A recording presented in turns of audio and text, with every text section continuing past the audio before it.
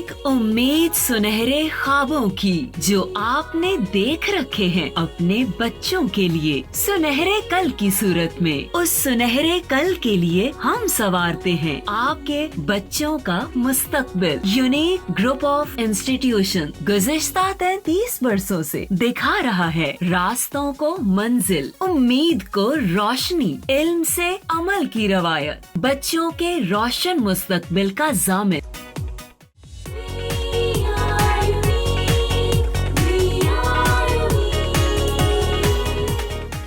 अस्सलाम वालेकुम स्टूडेंट्स, मैं सबा वसीम हूँ 99A unique group of institution से। आपके जो उर्दू के लेक्चर हो रहे हैं बेटा, आज उस सिलसिले का आपका लेक्चर नंबर 32 है। इससे पिछला जो हमारा लेक्चर था उसमें हमने अपना सबक शुरू किया था आपकी सिलेबस बुक का, आपकी निसाबी किताब का जो हिस्सा नस्र है उसका हमने 5वां सबक शुरू किया था जिसका नाम था नसू और सलीम की गुफ्तगू। मैं यहाँ आपको हमेशा की तरह तारुफ जिस तरह से हम सबक का लिखते हैं मैं आपको लिख के बता रही हूँ। अब तक आपको यकीनन ये याद हो गया होगा क्योंकि हर दफ़ा मैं बार बार इस चीज़ को रिपीट करती हूँ, और मैं बार बार रिपीट इसलिए भी करती हूँ कि आप लोगों के जो कमेंट्स हैं या जो आप लोगों के क्वेश्चंस हैं उसमें चूँकि आप बार बार पूछते हैं कि माखज़ क्या है या सिनफ़ अदब क्या है, तो मेरी कोशिश यही होती है कि हर मर्तबा जब हम यहाँ पर अपना सबक जो भी पढ़ें उसका जो तारुफ़ है, उसका जो माखज़ है, उसका जो सिनफ़ अदब है, मैं आपको दोबारा से बता दूं ताकि आपको दोबारा से समझ में आ जाए और आपको याद रहे। मैंने पहले भी बताया था आपने हर सबक का सिनफ़ अदब और माखज़ बहुत अच्छी तरह से याद करना है, और लिखना कहाँ है उसको आपने अपने खुलासे में। जब आप खुलासा लिखेंगे तो खुलासा लिखते हुए आप ये दोनों चीज़ें उसमें ज़रूर लिखेंगे। तो डिप्टी नज़ीर अहमद देहलवी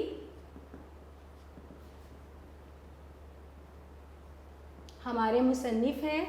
अब तक आपको यकीनन ये याद हो गया होगा, डिप्टी नज़ीर अहमद देहलवी हमारे मुसन्निफ़ हैं जिनका हमने अपना सबक पढ़ा था नसू और सलीम की गुफ्तगू।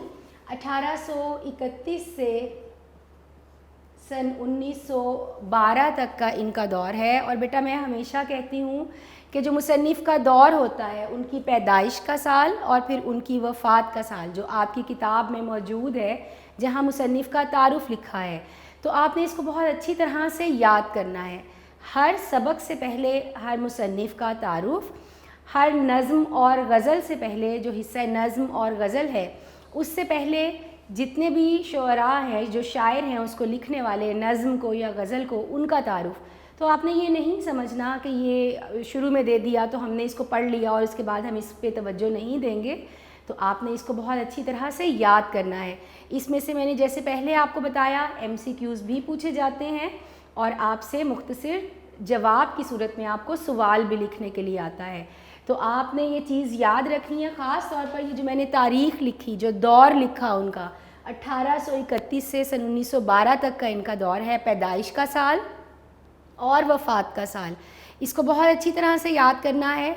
आपके जो बोर्ड के पेपर होते हैं तो तकरीबन हर पेपर में कोई एक MCQ, जब मैंने आपको डिवीज़न करके बताई थी, अच्छा बेटा अब ये पेपर की डिवीज़न की चूँकि बात आई तो मुझसे ये भी बहुत से बच्चों ने कहा है कि उनके शुरू के कुछ लेक्चर्स जो है वो मिस हो गए, वो नहीं ले पाए किसी भी वजह से, कुछ एक दो बच्चों का कुछ इंटरनेट प्रॉब्लम था या जो भी मसला था।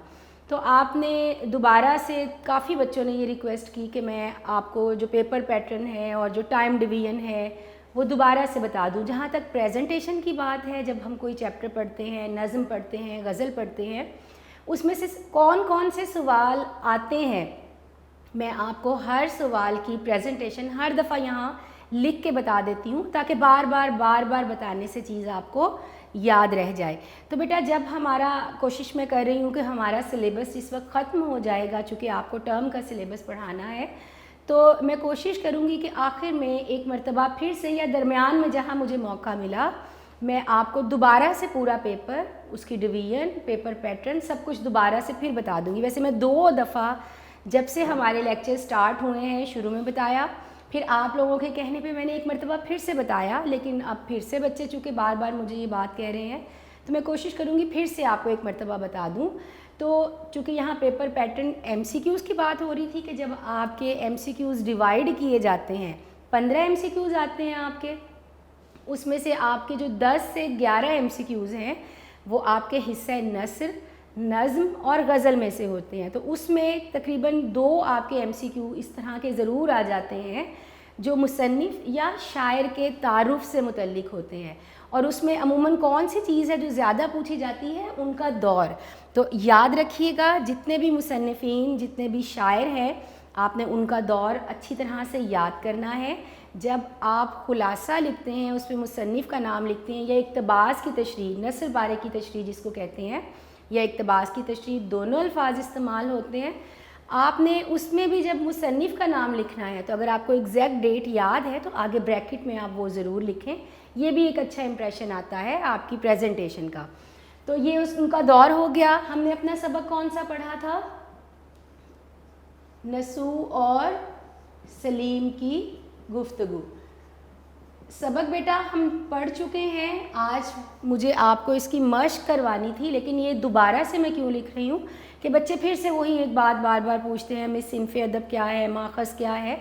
ہر دفعہ بتاتی ہوں بیٹا آپ بھی کوشش کیا کریں کہ چیزوں کو دھیان سے, غور سے سنیں, ان کو یاد رکھیں. ہاں پوچھیں, سوال ضرور پوچھیں, بلکہ بہت اچھی بات ہے آپ سوال پوچھتے ہیں. جو بچہ سنتا ہے, غور کرتا ہے, اگر اس کو کچھ سمجھ میں نہیں آتا تبھی وہ سوال پوچھتا ہے, تو ضرور پوچھیں, لیکن کوشش کریں کہ جب ہر دفعہ آپ کو بتایا جا رہا ہے تو چیزوں کو اپنے پاس لکھ لیا کریں.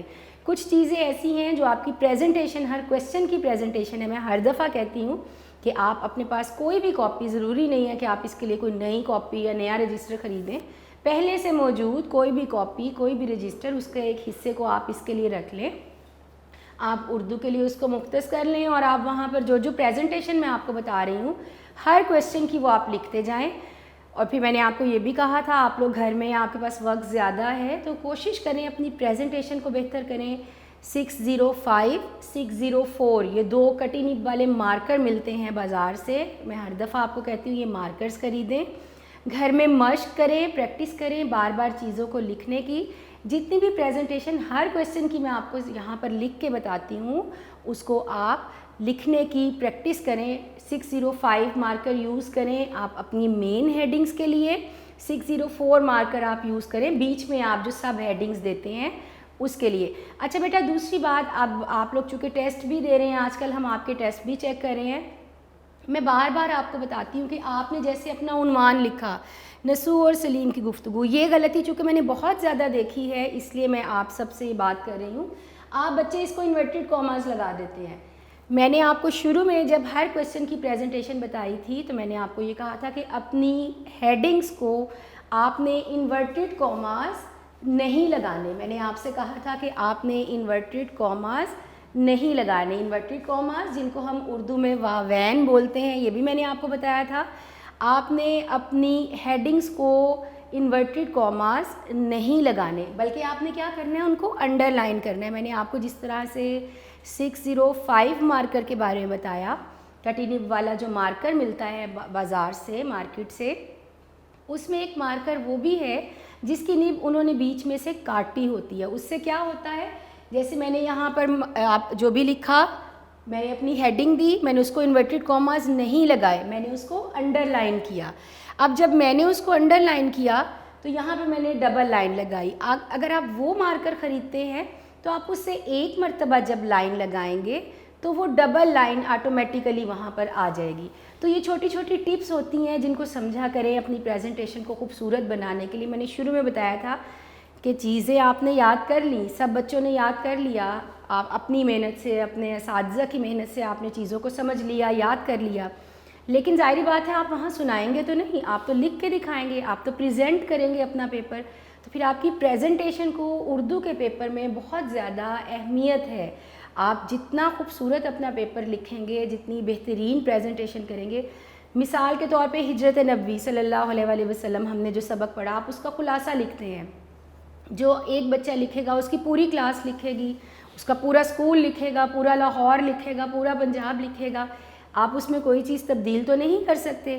جو بک میں ہمیں دے دیا گیا, جو ایک کہانی کی صورت میں, میں نے بتایا تھا مثالی سبق ہے ہمارا, جب وہ دے دیا گیا تو وہ تو وہی ہم کہانی لکھیں گے تسلسل سے جس طرح سے کتاب میں موجود ہے. آپ نے کیا چینج کیا اس میں, کیوں آپ کو 5 میں سے 4 یا 5 نمبر مل رہے ہیں, کسی اور کو 3 یا 4 نمبر مل رہے ہیں, وہ چیز ہے آپ کی پریزنٹیشن.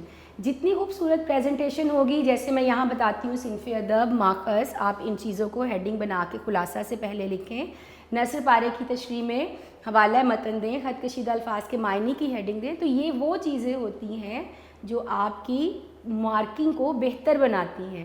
اگر ایک ہی چیز کو سب نے لکھنا ہے تو ظاہری بات ہے کسی ایک کی بہتر چیز کو نکالنے کے لیے اس کو زیادہ بہتر ہونا پڑتا ہے۔ تو بیٹا اپنی پریزنٹیشن کو فوکس کیا کریں اور جو چیزیں میں بتاتی ہوں ان کو دھیان سے اپنے ذہن میں رکھا کریں۔ اپنی ہیڈنگز کو آپ نے انورٹڈ کاماز نہیں لگانے، بلکہ آپ نے اس کو انڈر لائن کرنا ہے۔ یہ چونکہ میں آپ کے ٹیسٹ آج کل چیک کر رہی ہوں تو اس میں نے یہ کامن غلطی دیکھی ہے کہ جو بچے ہیں انہوں نے اپنی ہیڈنگز کو انورٹڈ کاماز لگائے ہیں، تو یہ آپ نے نہیں کرنا، بلکہ آپ نے اپنی ہیڈنگز کو انڈر لائن کرنا ہے۔ جو آپ سب ہیڈنگز بناتے ہیں، جیسے شارٹ آنسر لکھتے ہوئے میں نے آپ کو بتایا تھا سب سے بہترین طریقہ کیا ہے کہ آپ سب ہیڈنگز بنائیں۔ جب آپ سب ہیڈنگز بناتے ہیں تو اس کو نہ تو آپ نے انورٹڈ کاماز لگانے ہیں اور نہ ہی انڈر لائن کرنا ہے، بس آپ نے اپنی لائن کے درمیان میں ایک سب ہیڈنگ بنانی ہے اور نیچے آپ نے اپنا جواب لکھنا ہے۔ تو بیٹا واپس آتے ہیں سبق کی طرف، چونکہ جو غلطیاں میں دیکھ رہی ہوں یا جو مجھ سے کویسچنس پوچھے جاتے ہیں تو میری کوشش ہوتی ہے میں ساتھ ساتھ آپ کو بتاتی چلی جاؤں۔ مصنف ہو گئے ڈپٹی نذیر احمد دہلوی، 1831 سے سن 1912 تک کا ان کا دور ہے۔ نسرور اور سلیم کی گفتگو، یہ ہمارے سبق کا عنوان ہے۔ اچھا، یہ دو چیزیں جن کے بارے میں بار بار آپ پوچھتے ہیں اور میں ہر دفعہ آپ کو بتاتی ہوں، صنف ادب اور ماخذ، یہ وہ دو ہیڈنگز ہیں جو ہم خلاصہ لکھتے ہوئے اپنے پریزنٹیشن کے طور پر استعمال کرتے ہیں۔ بیٹا صنف کہتے ہیں قسم کو،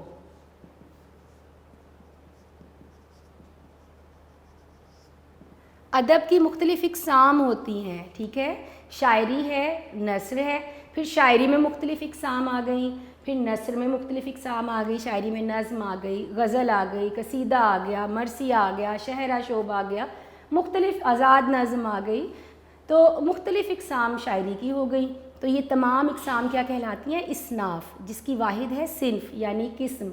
ادب کی مختلف جو اقسام ہیں اس کو صنف کہا جاتا ہے، صاد کے ساتھ، سین کے ساتھ نہیں، صاد کے ساتھ اس کو صنف کہا جاتا ہے۔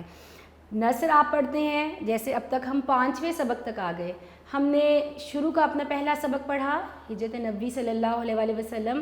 سب سے پہلے میں نے آپ کو کیا بتایا تھا کہ بیٹا آپ کے جو پہلے 5 اسباق ہیں، میں پھر سے بول رہی ہوں، آپ کے پہلے 5 اسباق، پہلے 5 چیپٹرز اور جو پہلے 5 مصنفین ہیں، یہ اردو ادب کے بہت بڑے نام ہیں، یہ پانچوں جو مصنفین ہیں، اور ان کو کیا کہا جاتا ہے، جو میں نے آپ کو ہر دفعہ بتاتی ہوں ہر چیپٹر کے ساتھ،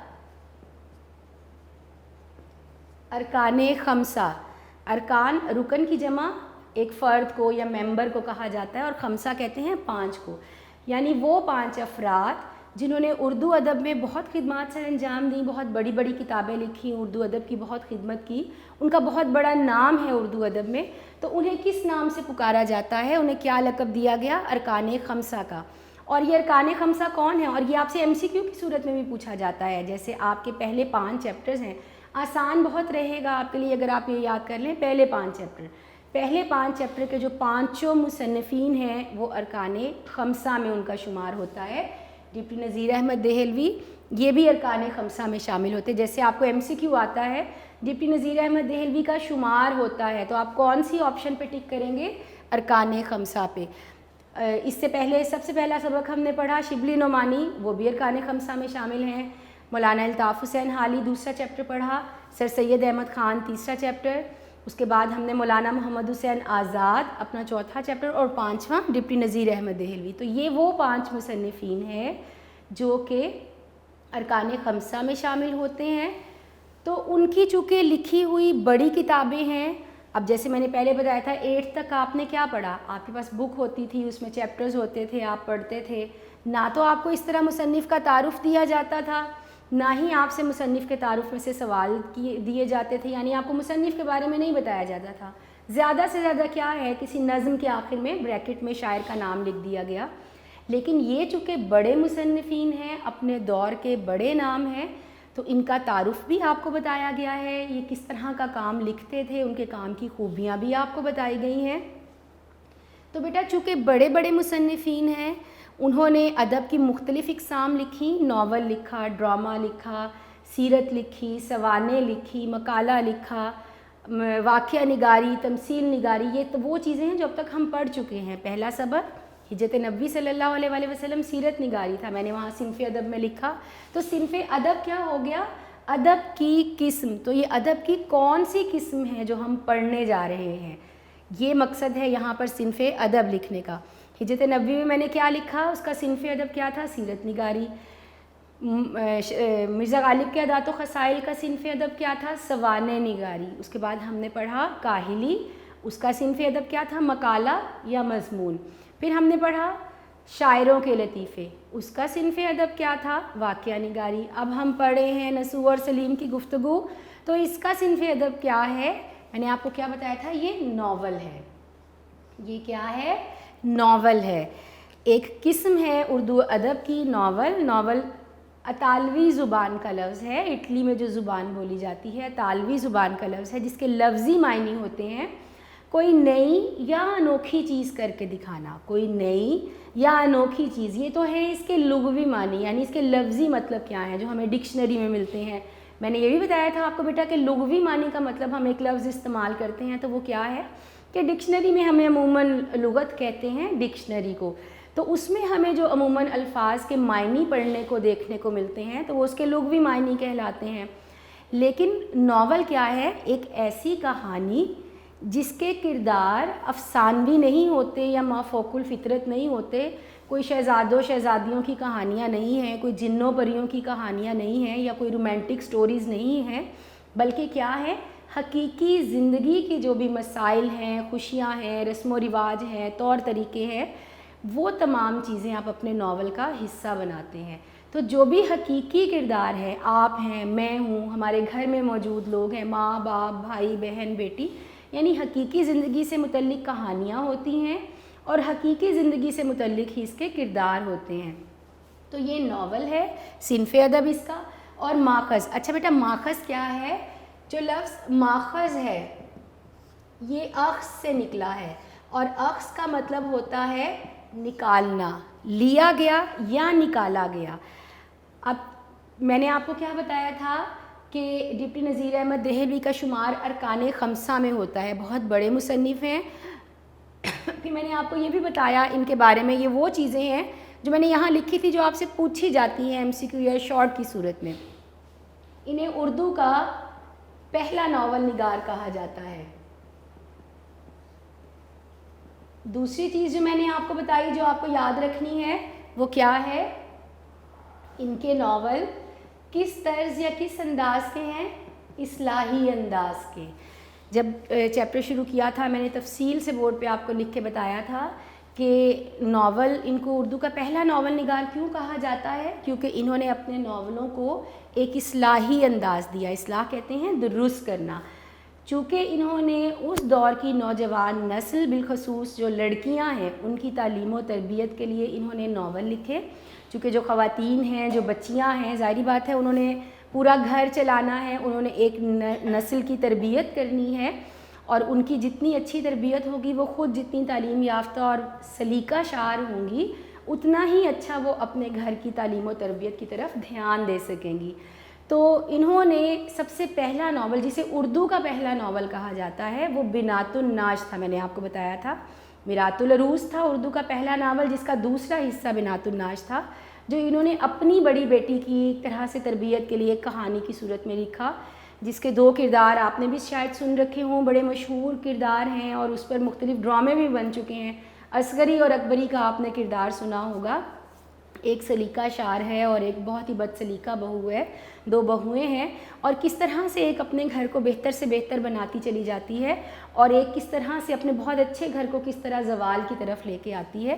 تو مقصد ان کا تھا اپنی بیٹی کی تعلیم و تربیت کے لیے، لیکن وہ اتنا پسند کیا گیا اور لوگوں کے مزاج میں، رویوں میں اس قدر تبدیلی آئی کہ پھر انہوں نے اپنے ناول کو اصلاحی انداز دیا تاکہ جس سے وہ نوجوان نسل، نہ صرف لڑکیاں اور لڑکے بھی، برصغیر پاک و ہند اس وقت اس میں چونکہ مختلف تہذیبیں موجود تھیں، مختلف قومیں موجود تھیں، ہندو تھے، مسلمان تھے، یہ تو 2 بڑی قومیں تھیں، انگریز بھی آ گئے. تو جب مختلف کلچر اکٹھے ہو جاتے ہیں تو یہ ایک قدرتی چیز ہے کہ ہم ان کے اثرات لینا شروع کر دیتے ہیں، ہمارے لباس پر، ہماری خوراک پر، ہمارے رسم و رواج پر، ہمارے گھروں پر، ہمارے طور طریقوں پر وہ اثرات آنا شروع ہو جاتے ہیں۔ ہندوؤں میں رہ کے ان کی بہت سی چیزیں ہم نے ان کی رسمیں اپنائیں، کچھ ہمارے تصورات ان میں بھی ہندوؤں میں بھی گئے۔ تو جب مختلف قوم میں مختلف کلچرز اکٹھے رہتے ہیں تو یہ ایک نیچرل سی چیز ہے، قدرتی سی بات ہے کہ وہ ایک دوسرے کی چیزیں اڈاپٹ کرنا شروع کر دیتے ہیں۔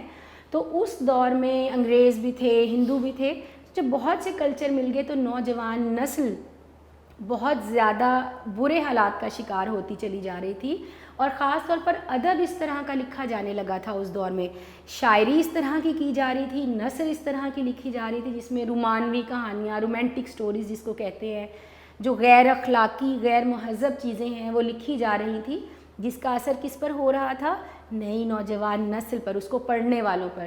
تو اس دور میں پھر ڈپٹی نذیر احمد دہلوی نے اپنے ناول کے ذریعے اپنی نئی نوجوان نسل کی اصلاح کا انہوں نے بیڑا اٹھایا، یعنی ارادہ کیا انہوں نے کہ وہ نئی نوجوان نسل کے لیے، ان کی اصلاح کے لیے، ان کی درستی کے لیے ناول لکھیں گے۔ تو ماخذ کون سی انہوں نے ایک بڑی کتاب لکھی، ایک بڑا ناول لکھا، اس کا نام تھا توبۃ النصوح۔ یہ ہے ان کے ناول کا نام، توبۃ النصوح۔ اب ناول تو بہت بڑا ہے، اب آپ کی سلیبس بک ہے، اس میں 10-11 چیپٹرز موجود ہیں، 12 چیپٹرز موجود ہیں، 12 سپوز آپ کے اس بک میں چیپٹرز موجود ہیں حصہ نثر میں۔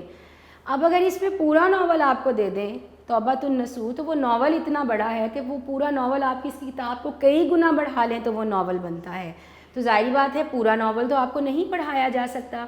تو کیا کیا گیا، آپ کو ایک تو اس مصنف کے بارے میں بتانے کے لیے کہ ان کا انداز تحریر کیسا تھا، یہ بتانے کے لیے کہ ناول کیا ہوتا ہے، اور تیسرا چونکہ اس میں بھی یہی بتایا گیا ہے، آپ بچوں کے لیے ایک پیغام ہے آپ کے لیے بھی کہ اچھی عادات اپنانا، اچھی تعلیم و تربیت، اولاد کی اچھی تربیت، اس کے کیا اثرات ہوتے ہیں، اور جن کی تربیت بری ہو ان کا کیا حال ہے، اور جن کی تربیت اچھی ہے ان کا کیا حال ہوتا ہے۔ تو ایک چھوٹا سا حصہ لے کر اس ناول میں سے آپ کی کتاب میں شامل کیا گیا، اور اس میں چونکہ نصوح باپ ہے، سلیم بیٹا ہے، وہ حصہ ہے جس میں دونوں باپ بیٹا آپس میں بات چیت کر رہے ہیں، تو اسی مناسبت سے اس کو عنوان کیا دے دیا، نصوح اور سلیم کی گفتگو۔ یہ ناول کا نام نہیں ہے، ناول کا نام کیا ہے، توبۃ النصوح، یہ ڈپٹی نذیر احمد کا ناول ہے۔ تو ماخذ جہاں سے یہ سبق نکالا گیا، ٹھیک ہے، ناول ہے، یہاں میں نے کیا لکھا، عکس کرنا، لینا یا نکالنا، تو کہاں سے نکالا گیا نصوح اور سلیم کی گفتگو، آپ کا جو چیپٹر ہے یہ کہاں سے لیا گیا ہے، ان کے ناول توبۃ النصوح سے۔ تو جس بڑی کتاب سے آپ کا یہ چھوٹا سبق لیا گیا ہے، مصنف کی جس بڑی کتاب سے، وہ اس کا ماخذ کہلاتا ہے۔ تو اب آپ کو سمجھ میں آ گیا ہوگا کہ ماخذ کیا ہوتا ہے اور صنف ادب کیا ہوتا ہے۔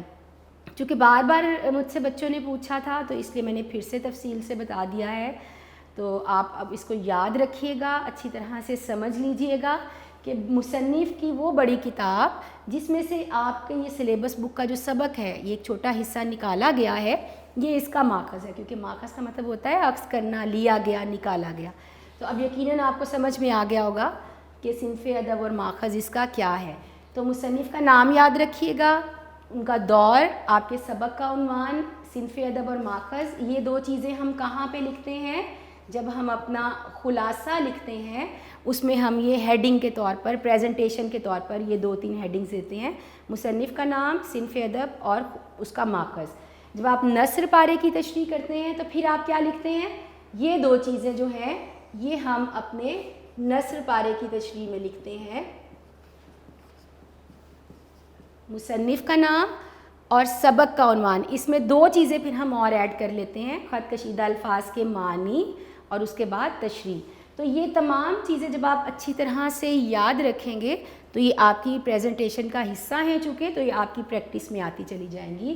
تو ڈپٹی نذیر احمد دہلوی مصنف ہیں، 1831 سے 1912 تک کا دور ہے، سبق کا عنوان ہے نصوح اور سلیم کی گفتگو، اور صنف ادب کے اعتبار سے ادب کی کون سی قسم آپ نے پڑھی، ناول پڑھا آپ نے۔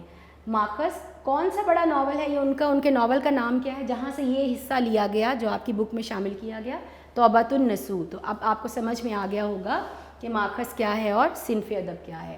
ارکان خمسہ میں ایک تو ان کا شمار ہوتا ہے. انہیں اردو کا پہلا ناول نگار کہا جاتا ہے. اصلاحی انداز کے ان کے ناول تھے. خان بہادر، شمس العلماء،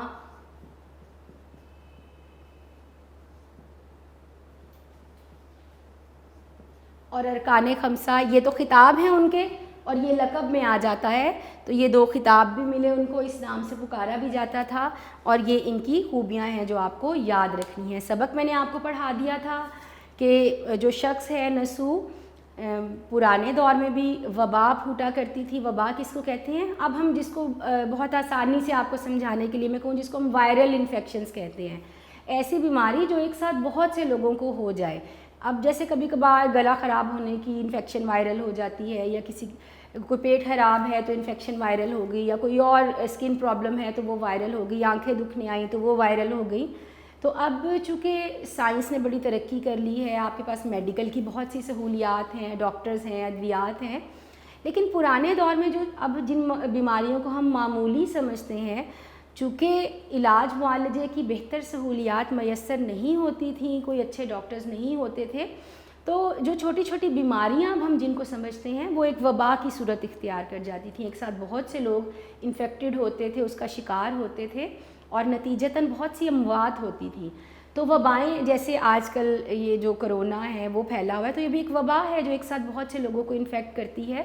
تو اس دور میں جو وبائیں ہیں وہ بہت خطرناک ہوا کرتی تھیں، جن پر قابو پانا مشکل ہو جاتا تھا. یہاں پر سبق میں ہمیں بتایا گیا ہیضہ ایک عام سی بیماری ہے آج کل، جس کو آپ ڈائریا کہتے ہیں یا فوڈ پوائزن کہتے ہیں. تو ایک مرتبہ اسی طرح سے ایک وبا دلی میں آئی، اور وہاں بہت سے لوگ اس کا شکار ہوئے. نسو بھی اس کا شکار ہوا، اتنا بیمار ہوا کہ اس کو لگا کہ وہ بچ نہیں پائے گا. اور بہرحال اچھا کھاتا پیتا شخص تھا، اس دور کا ایک امیر شخص تھا.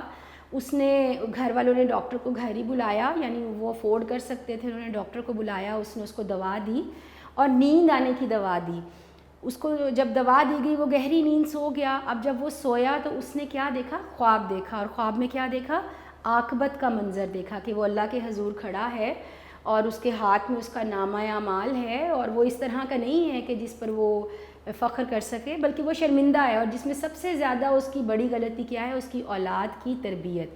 میں نے پڑھاتے ہوئے بتایا تھا کہ بیٹا اولاد کو صدقہ جاریہ قرار دیا گیا ہے، وہ صدقہ جو آپ کے اس دنیا سے چلے جانے کے بعد بھی جاری رہتا ہے. کیوں جاری رہتا ہے؟ انسان ظاہری بات ہے جب تک زندہ ہے صدقہ خیرات کرتا ہے، دنیاوی اعمال کرتا ہے. جب وہ دنیا سے جاتا ہے تو اس کے اعمال یہیں رک جاتے ہیں، ختم ہو جاتے ہیں. تو اس کے چلے جانے کے بعد بھی اس کا صدقہ کیسے جاری رہ سکتے؟ اور صدقے کا لفظ کیوں استعمال کیا گیا؟ کیونکہ یہ ایسا عمل ہے جو اللہ تعالیٰ کو بہت پسند ہے.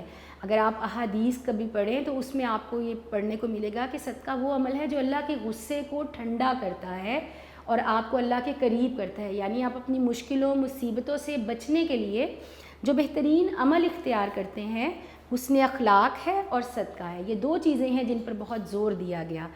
تو اولاد کو صدقہ جاریہ کیوں کہا جاتا ہے؟ کہ جب وہ آپ کے بعد اچھے اعمال کرے گی تو ماں باپ کو اس کی جزا ملے گی. اگر اولاد ماں باپ کے اس دنیا سے چلے جانے کے بعد ان کی بہتر تربیت نہ ہو سکے، وہ اچھے اعمال نہ کر سکے، تو پھر اس کی سزا بھی ماں باپ کو دی جاتی ہے.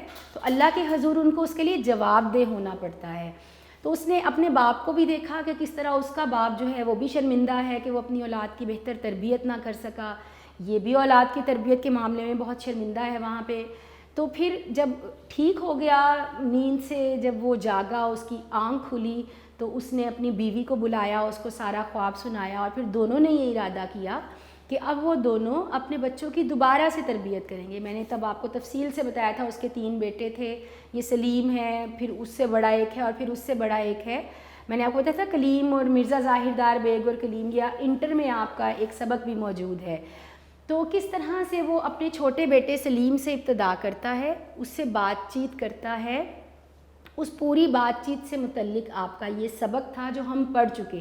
اس میں جو جو چیزیں آئیں میں آپ کو تفصیل سے ساتھ ساتھ بورڈ پہ لکھ کے بتاتی گئی. تو چونکہ دونوں باپ اور بیٹے کے درمیان بات چیت اور گفتگو جتنی ہوئی وہ آپ کے سبق میں موجود ہے، تو اسی مناسبت سے اس کا عنوان ہے نسو اور سلیم کی گفتگو.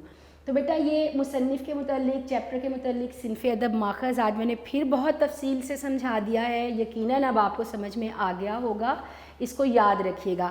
چیپٹر ہم چونکہ اپنا پڑھ چکے تھے، میں نے تعارف بھی آپ کو بتا دیا کہ کس طرح سے وہ بیمار ہوا، پھر اپنے بچوں کی تربیت کے سلسلے میں اس نے سلیم کو بلایا، اس سے بات چیت شروع کی، اور بات چیت کیسے شروع کی کہ ابھی وہ اسکول کیوں نہیں گیا، تو اس نے بتایا کہ جو بڑا بھائی ہے وہ ہر وقت گنجفہ اور شطرنج کھیلتا رہتا ہے۔ شطرنج میں نے آپ کو کیا بتایا تھا کہ ایک ایسا کھیل جس میں مہرے اور بساط ہوتی ہے، جس کو آپ چیس بولتے ہیں، کھیل جو پرانے دور میں خاص طور پر جو شرفاء اور امراء ہوتے تھے اور جو نواب ہوتے تھے دلی کے، خاص طور پر وہ اپنے بچوں کو اس کی باقاعدہ تربیت دلاتے تھے، کیونکہ ان کا یہ خیال تھا کہ اس سے دماغی صلاحیتیں بہتر ہوتی ہیں، سوچنے سمجھنے کی، کیونکہ بہت سوچ سمجھ کے چال چلی جاتی ہے، تو دماغی صلاحیتوں کو بہتر بنانے کے لیے باقاعدہ تربیت دلائی جاتی تھی چھوٹے بچوں کو اس کھیل کی۔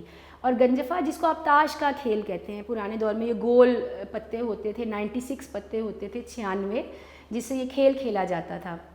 مطلب کہ جو بڑا بھائی ہے اس کی دوستی اچھی نہیں ہے، اور پڑھتا وہ کالج میں ہی ہے لیکن اس کی دوستی اتنی اچھی نہیں ہے، اس کے دوست ہر وقت گھر میں رہتے ہیں، کھانے پک رہے ہیں، شور شرابہ ہنگامہ، شطرنج کھیلی جا رہی ہے، گنجفہ کھیلا جا رہا ہے۔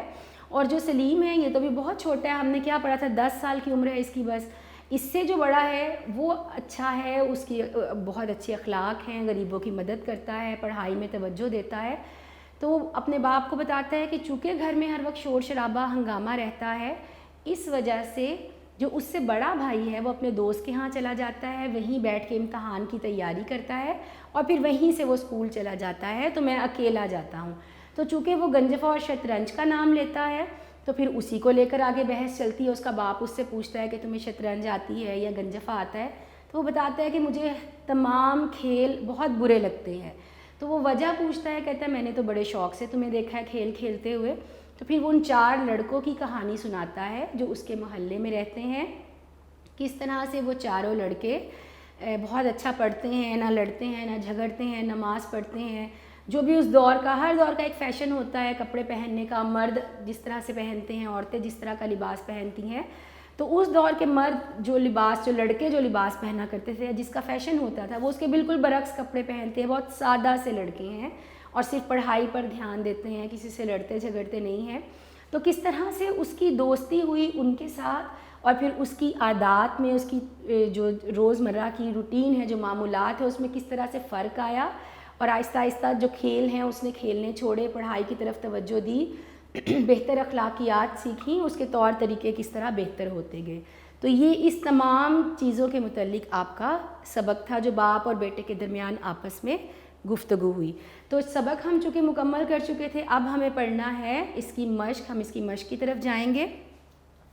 ہمیں مشق اپنی دیکھنی ہے۔ ہماری مشق جس طرح ہمیشہ شروع ہوتی ہے، آپ کے ہر سبق کی مشق کہاں سے شروع ہوتی ہے؟ آپ کے سبق کی مشق عموماً مختصر جوابات سے۔ اچھا بیٹا، بچے ایک اور میں یہاں پر آپ کو بتا رہی ہوں جو غلطی آپ لوگ ٹیسٹ میں کرتے ہیں، آپ کو جب شارٹ آنسرز لکھنے کے لیے آتے ہیں، مختصر سوالات کے مختصر جوابات لکھیں، بچے ہیڈنگ کیا دیتے ہیں؟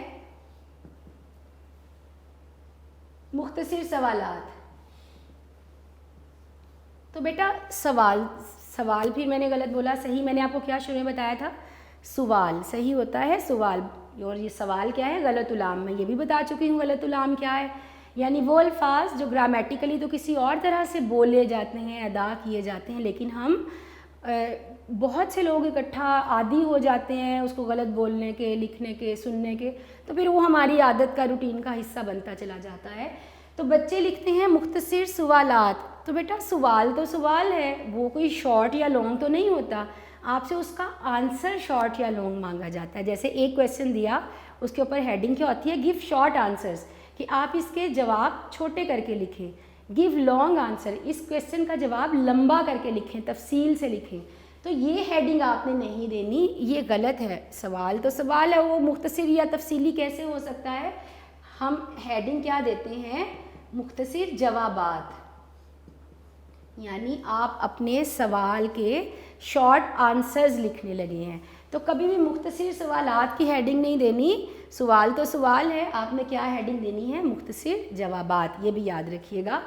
تو اب جیسے یہاں لکھا ہوا ہے، آپ اگر جہاں سے ہماری مشق شروع ہو رہی ہے کیا ہے کہ کہ مندرجہ ذیل سوالات کے مختصر جوابات دیں. تو یہ نہیں کہا کہ مختصر سوالات لکھیں بلکہ مختصر جوابات دیں یعنی شارٹ آنسرز لکھیں.